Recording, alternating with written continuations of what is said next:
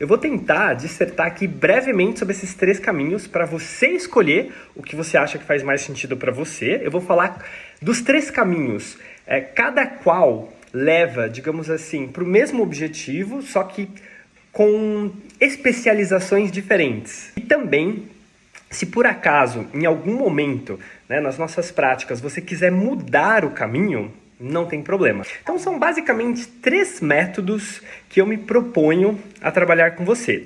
O primeiro deles nem é tão método assim, mas de qualquer forma eu vou expô-lo porque a maioria dos alunos prefere esse método, que é o método da tal conversação. O que é uma conversação? Ação da conversa. Esse, para mim, é o mais confortável e mais legal de todos. Por quê? Eu não preciso me preparar, eu não fico repetindo os outros 2 métodos que, para um professor, é chato você ficar sempre na mesma coisa. A conversação, ela expande muito, eu acabo aprendendo muito com os alunos. E a conversação também ela é mais prazerosa, é muito mais legal. Por quê? É muito mais gostoso se comunicar na sua língua-alvo do que aprendê-la. O que eu quero dizer com isso? Aprender idiomas é uma merda. Eu sei porque eu já estudei 10, ok? Já aprendi 10 idiomas, aprendi 10. 5 eu não falo mais por falta de prática, atrofiaram ao longo desses anos. Eu já trabalho com língua já há 15 anos, tá? De aula de inglês eu tenho 15 anos, dos outros idiomas, por exemplo, francês, 10 anos, enfim. Então, dos 10 idiomas que eu aprendi, eu só falo 5, porque os outros 5 já atrofiaram. Eu posso te afirmar que aprender idiomas é uma merda, é chato demais. Legal é falar. Legal é usar, legal é entender, legal é se comunicar, legal é você ver o seu resultado. Você tem uma ideia, você quer transpassar para a pessoa aquela ideia e você consegue, você sente um orgulho. As suas endorfinas aqui, ó, uau! Eu consegui falar como é que foi a minha reunião, eu consegui falar como é que foi a minha viagem. Então, a conversação é a ação da conversa. E nós, seres humanos, somos sociais, a gente adora conversar. A conversação é extremamente prazerosa. E ela tem 2 resultados que ela dá. A conversação, ela melhora um pouquinho a nossa espontaneidade. O que eu quero dizer com isso?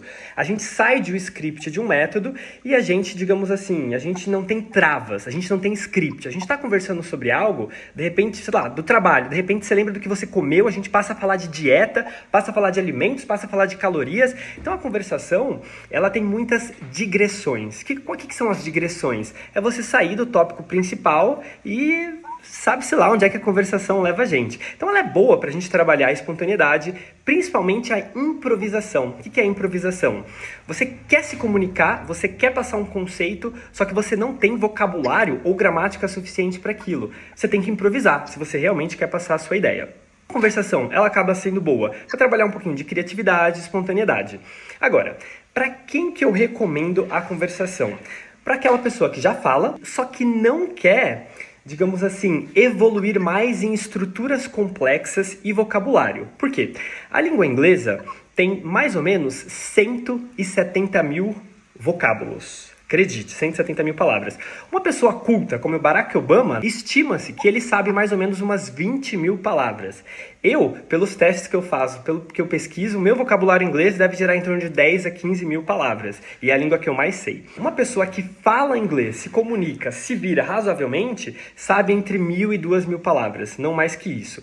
E essa pessoa, geralmente, ela se encontra no platô do intermediário. O que é o platô? Ela consegue se comunicar, ela até que se vira razoavelmente bem, tem dificuldade em expressar ideias mais complexas e não consegue sair dali. E por que não? Porque geralmente essa pessoa ela cansa muito de um método, de algo scriptado, e ela acaba fazendo uma reciclagem desses 1.000, 2.000 vocábulos que ela sabe. Então, por exemplo, um exemplo besta. Para falar perto, em inglês, você tem near, você tem close. Se você já sabe falar o near, provavelmente você não vai usar o close. Se o seu professor falar, e você talvez entender, você pode ou não entender, aquilo é um vocabulário passivo. Você entende, mas não reproduz. Terminar. Tem finish, tem end, tem terminate. Começar. Tem begin, tem commence, tem start. Várias coisas no inglês. O inglês é uma língua é uma das línguas mais completas do mundo. Com a tecnologia avançando, tudo que vem primeiro em inglês. É muito difícil você evoluir em gramática e vocabulário com conversação. Por 2 motivos. Você tende a usar aquilo que você já sabe, a ficar reciclando. Eu não consigo te forçar a usar novos vocabulários, ainda que para expressar os mesmos conceitos. E também é muito difícil a correção. Porque, por exemplo, a gente está conversando, está numa linha de raciocínio. Para a conversação, o mais importante é a comunicação e não a gramática, o vocabulário e a pronúncia. Então é muito difícil que eu corrija cada frase que você fala. Por quê? Porque daí você não consegue expressar uma ideia, a conversa não flui, não é uma conversa mais. Então é impossível o professor corrigir tudo. Ele tem que ser bem clínico e escolher o que ele vai corrigir. Essa é a conversação. Dos métodos, eu acho que ele tem efetividade, sim, mas pouca efetividade. Por quê? Pela correção e também porque quando eu te ensino algo novo, vamos supor que você tem dificuldade com third conditional, né? Se eu tivesse nascido nos Estados Unidos, if I had been born, eu te ensino, para fazer o third conditional, você vai usar o had, você vai usar aqui o verbo na participa, beleza. Se a gente não faz uma revisão sistemática disso, ele fica na sua memória de curto prazo, e a memória de curto prazo dos seres humanos apaga os conhecimentos depois de horas, dias ou semanas.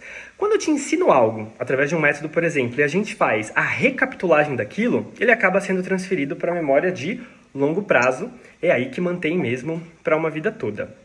Esse negócio de memória de curto e longo prazo é realmente algo, digamos assim, científico, não é uma opinião minha, depois você pode estudar, tem até artigo do Drauzio Varela falando sobre isso, é bem interessante, e a maioria das pessoas acha que isso não existe, tem noção de que o ser humano tem duas memórias, uma de curto e uma de longo prazo, e a conversação, ela não faz esse trabalho de passar da memória de curto para de longo prazo, você aprende, só que o que você aprende é esquecido, às vezes depois de dias, às vezes depois de semanas, então é muito, você aprende uma coisinha ou outra que te chama a atenção, sei lá, hoje a sua manhã foi super agitada. Agitada, hectic.